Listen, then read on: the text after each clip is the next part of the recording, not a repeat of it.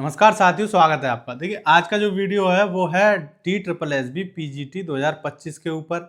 इसकी वैकेंसी आ चुकी हैं और इसके 16 तारीख से फॉर्म भरना भी स्टार्ट हो जाएंगे। तो चलिए इसके बारे में पूरी जानकारी लेते हैं कि कौन कौन इसमें फॉर्म भर सकता है और क्या है इसकी प्रोसेस पूरी। तो चलिए शुरू करते हैं। देखिए इसमें जो टोटल पोस्ट हैं ये तो आपको पता है PGT की पोस्ट है, ठीक है। टोटल कितनी पोस्ट है इसमें? 432। अब ऑनलाइन फॉर्म कब से स्टार्ट होने वाले हैं इसके? 16 जनवरी 2025 से। और कब तक भरे जाएंगे? 14 फरवरी 2025 तक, ठीक है। और इसमें जो फीस है वो जनरल और OBC के लिए तो 100 रुपये है, और SC ST और फिजिकल हैंडीकैप्टेड इनके लिए 0 है, और सभी फीमेल्स के लिए भी 0 है, ठीक है। तो ये तो हो गई इसकी फीस। अब देखिए इसमें जो मैक्सिमम एज है वो 30 साल है।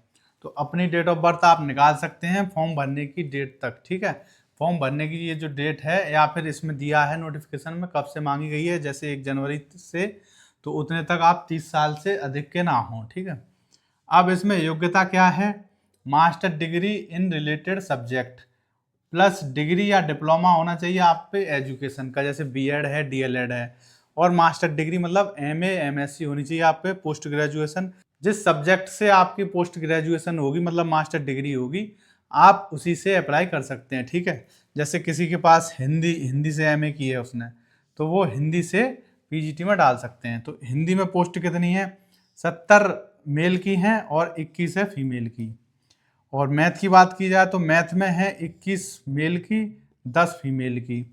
फिजिक्स में 3 मेल की और 2 फीमेल की। केमिस्ट्री में 4 मेल की, 3 फीमेल की। बायोलॉजी में 1 मेल की, 12 फीमेल की। इकोनॉमिक्स में 60 मेल की, 22 फीमेल की। कॉमर्स की बात की जाए, कॉमर्स में 32 मेल की हैं, 5 फीमेल की हैं। हिस्ट्री में 50 मेल की हैं, 11 फीमेल की हैं। जियोग्राफी में 21 मेल की हैं और 1 फीमेल की है। पॉलिटिकल साइंस में 59 मेल की हैं, 19 फीमेल की हैं। सोशलॉजी में 5 मेल की हैं और 0 फीमेल, मतलब फीमेल की एक भी नहीं है सोशलॉजी में। तो ये इनमें आपने जिस बच्चे ने MA की है वो मिला के देख सकता है कि उसे किस में डालना है।